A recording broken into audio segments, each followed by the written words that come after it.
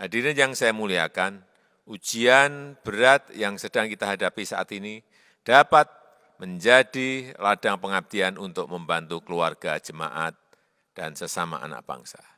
Seluruh jemaat AKBP harus bersatu, bergotong royong bahu-membahu, tolong-menolong melayani sesama dengan rukun, kekompakan, dan kerukunan sebagai satu saudara akan menjadi sebuah kekuatan kita dalam menghadapi setiap ujian dan tantangan.